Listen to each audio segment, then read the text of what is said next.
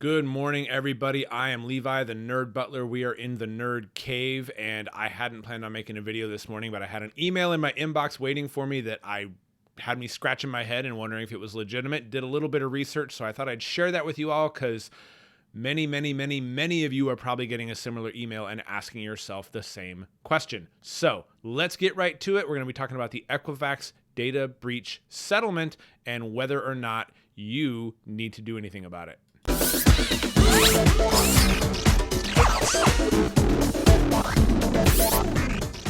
All right, so the background here is that back in 2017, I'm knocking things over. Back in 2017, Equifax, which is a large credit monitoring firm or a large credit bureau, had a massive data breach that affected hundreds of millions of people's information. This was really important information like social security numbers, credit card numbers, addresses.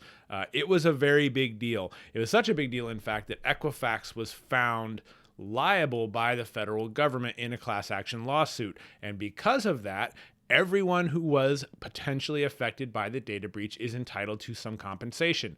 The compensation was going to take the form of either credit monitoring services or a cash settlement. So I got an email in my inbox last night that appeared to be related to this. Now, this is 2 years later, and we know the legal system takes a long time, but I got an email from the Equifax Breach Settlement Administrator, and it was coming from the domain equifaxbreachsettlement.com. Now, this is great if it is legitimate. If it's not legitimate, it's kind of a brilliant way of scamming some people out of even more information. So I was very curious.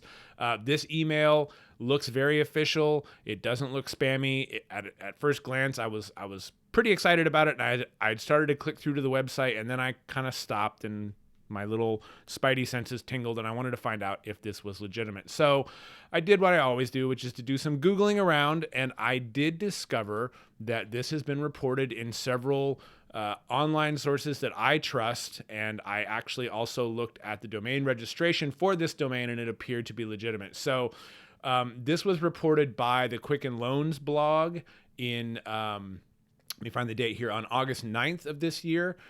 It was reported by USA Today on July 31st, and it was reported by CNET on, where did that date go? The byline is August 18th.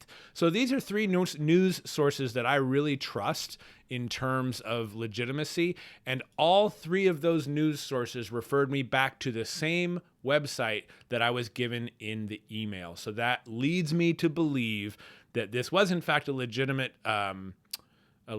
email from the breach settlement administrator. So let's talk really quickly about whether you should do this or not. First of all, the two types of compensation that are being offered if you are not affected materially by the breach, meaning you didn't have any identity theft, nobody opened a credit card in your name, nothing happened that you had to deal with. If you were just in the breach, your data was included, but nothing has happened, you're entitled to either 3 years of credit monitoring being paid for by Equifax, or up to $125 cash settlement paid to you.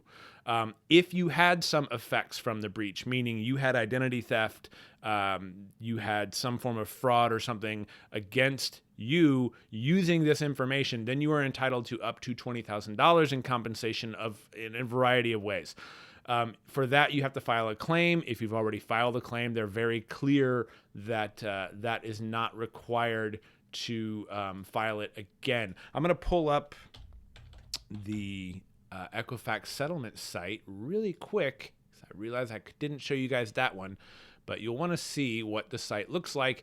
This is what it looks like. It's very straightforward. There's no branding. There's no advertising. This is the data breach settlement. There's only really a couple things to do. You can look through the key dates and see what's up. If you would like to file a claim and get either free credit monitoring or your up to $125, you click the File Claim Today button.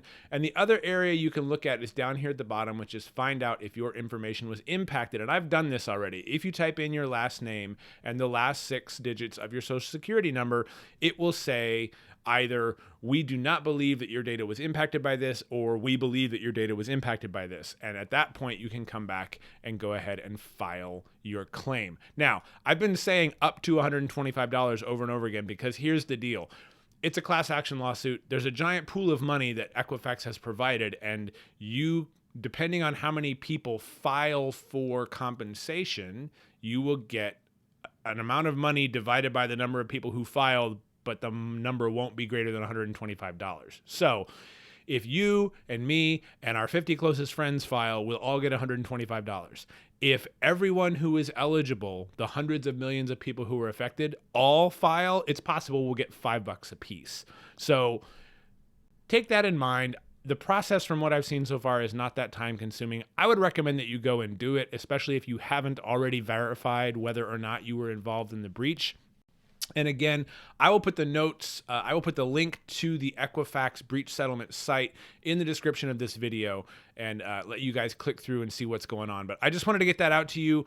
If you get an email that's from the Equifax breach settlement administrator, it should be a legitimate email. And if you go to equifaxbreachsettlement.com, you should be able to go through the process of finding out whether or not you're entitled to some money. That's it. It's a Sunday. I'm about to watch some football. I hope you all are having a great day.